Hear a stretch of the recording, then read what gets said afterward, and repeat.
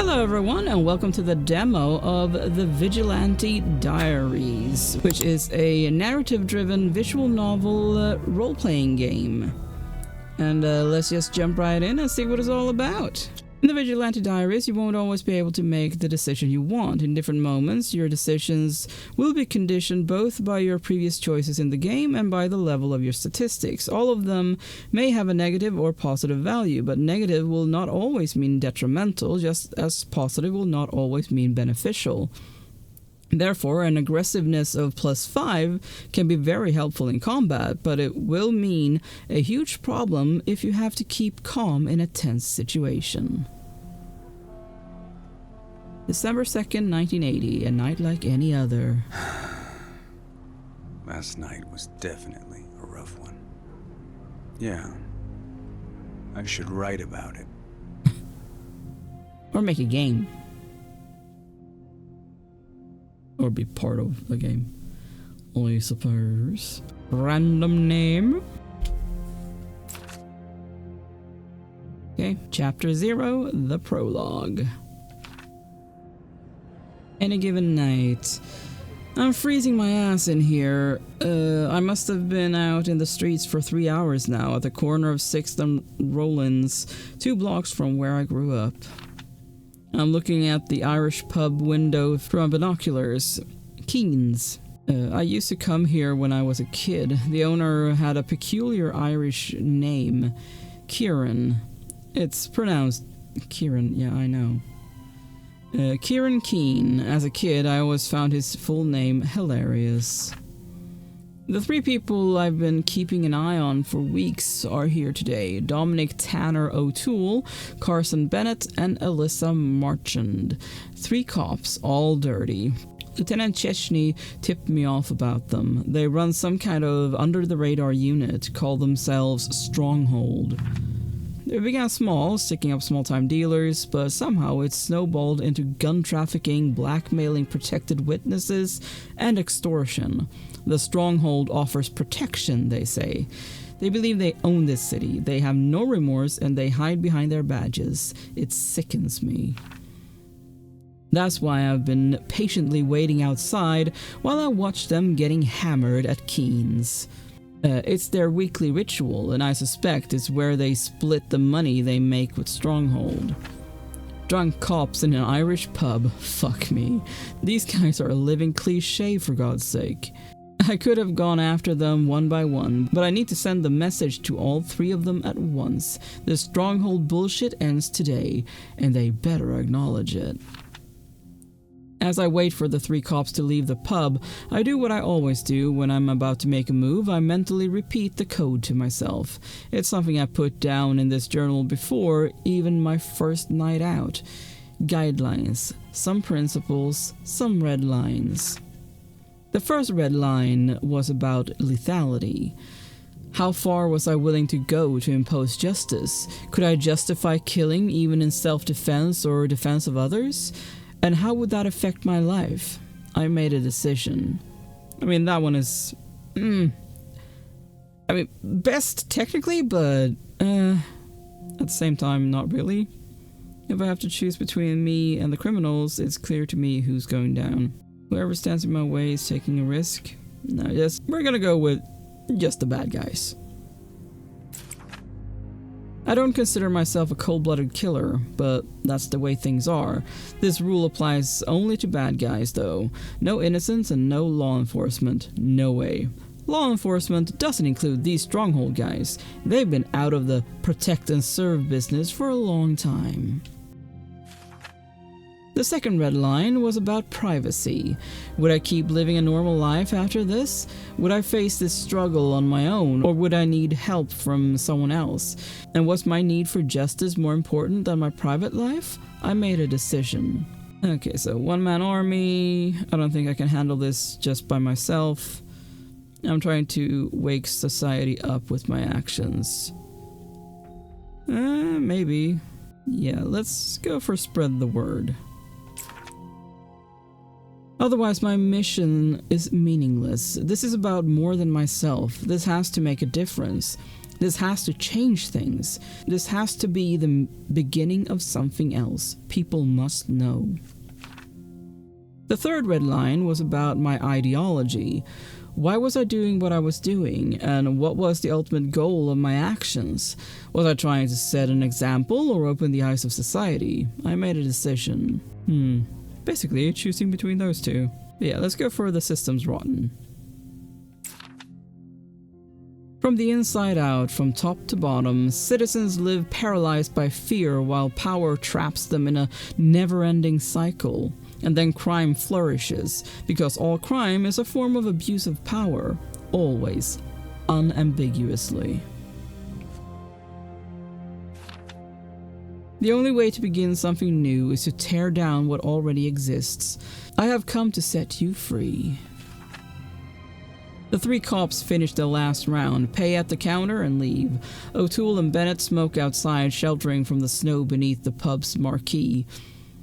Marchand waits patiently. She's the only non-smoker. I assess the situation. 2 of them are drunk as a skunk, that's good. But I'm sure the 3 of them are armed. That's bad. I'd better act fast and take advantage of the element of surprise. In other circumstances, 3 cops would mean big trouble, but that's why I've waited for this moment. I needed the 3 of them to be plastered. Still, I doubt dealing with Stronghold can be solved without violence. I hope my brass knuckles and combat knife will be enough, but I always carry the unregistered .38 revolver just in case. I check the cylinder to make sure it's loaded. I'm ready. O'Toole and Bennett toss their cigarette butts on the ground.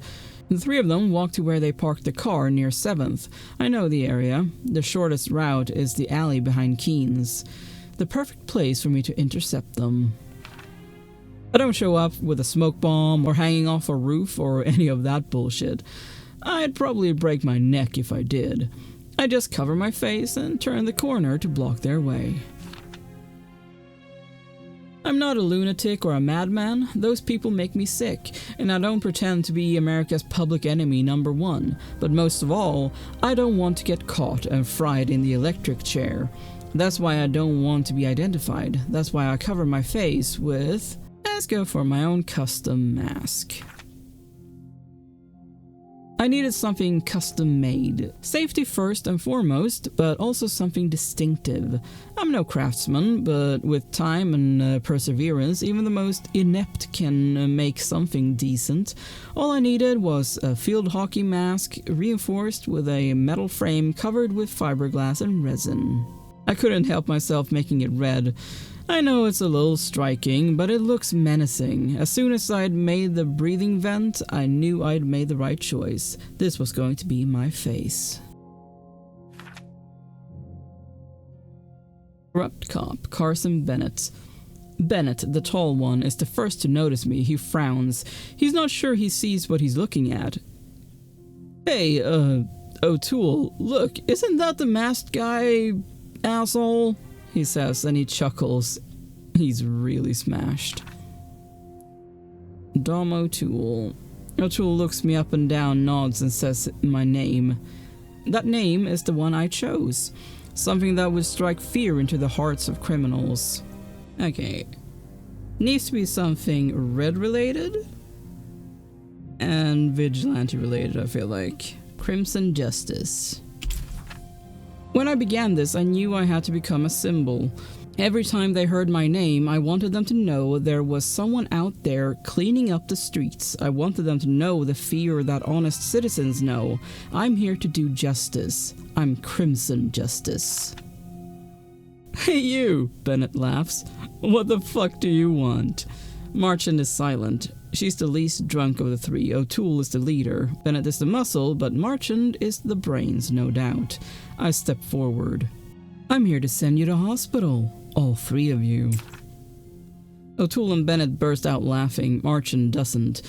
She's been staring at me since I showed up. She doesn't drink as much as the other 2 assholes.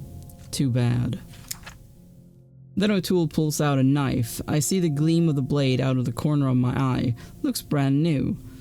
Oh right, now I get the Tanner nickname. You're not even worth wasting a fucking bullet on, you dumbass. I didn't expect this, but a knife is always better than a gun. They definitely don't take me seriously. That's good. I won't solve this by talking, that's for sure. Yeah, let's go hand to hand. The situation is complicated. These three aren't going to take turns fighting me like this was a kung fu movie. I won't be able to take on three at once. I have to select my first target carefully. Well, I mean, he's the one coming at me with the knife, so yeah, let's go for Dominic O'Toole first. The boss who's coming at me with a knife. He's an old cop, he's intoxicated, he's used to threatening others, to scaring people with his Tanner routine. The first time someone drew a knife on me, I wasn't even of legal age, and Ricky the Pimp was 2 heads taller than me and a few years older. O'Toole doesn't intimidate me at all. I slap him away with my left hand and use all my strength to punch him in the nose with my right. He takes 2 steps back and looks at me dazed. His mustache is stained at the bottom with nicotine and with blood at the top. I've broken his nose for sure. Thank you, Brass Knuckles. Fuck, what the... And before he can finish his sentence, I throw a left to his chin. Tyrone Marks would be proud if he could see this. It's not a knockout, but it's close. O'Toole goes down and ends up soaked in snow. I doubt he'll get up. O'Toole remains on the ground as Bennett and Marchand come running at me. "Kill the motherfucker! Kill him!" O'Toole yells from the other side of the alley with what little strength he has left. The other 2 are coming for me. Bennett's the first. He's so big he's blocking almost the entire alley. Behind him is Alyssa Marchand reaching into her coat. I have to do something. Oh shit. Let's do that. I use the environment. I smash a bottle against Bennett. I smash it in Bennett's face as soon as he's close enough. We're both drenched in that shit, and suddenly the whole alley smells like brown liquor. Shit, I'll have to take a shower at the hideout before I go home if I don't want to smell like a fucking drunk. I don't have time to wonder what the hell a half-empty bottle of Carolyn's brown liquor is doing in the back alley of Keen's. Maybe the regular patrons don't fancy its taste. What the fuck do I know? But it comes in very handy to me. Bennett is bleeding profusely and squealing like a pig at the slaughterhouse, but he won't bother me anymore. It's just Marchand and me. Now I'll see if my idea of saving her for last was a good one.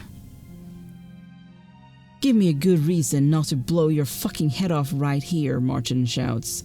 I show her my revolver to see if she thinks that's reason enough. Besides, we both know she's not in range to blow my head off. Marchand is no idiot. She's definitely the smartest of the lot. That's why her colleagues are on the ground and she's not. But she knows that she has no chance alone against me. "Alright, motherfucker, you win." Keeping her gun pointed at me, she walks over to O'Toole and Bennett and helps them up. The 3 of them walk to the other end of the alley. They don't even dare looking back. Only time will tell if I've succeeded in taking down Stronghold, and if I haven't, we'll meet again. That's a promise from Crimson Justice.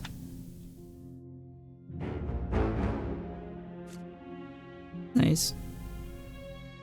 I guess.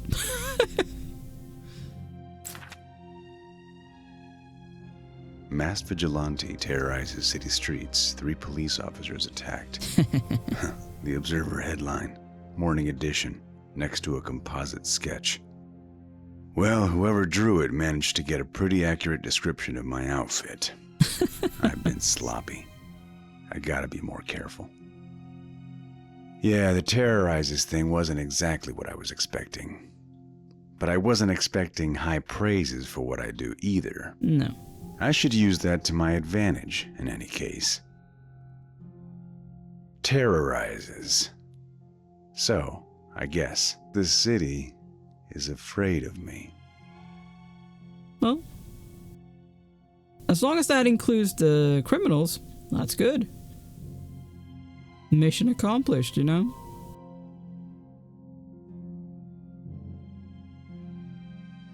And I am going to end this video here. If you are interested in seeing what happens next, or, you know, what choices you're given, then why don't you check it out on Steam?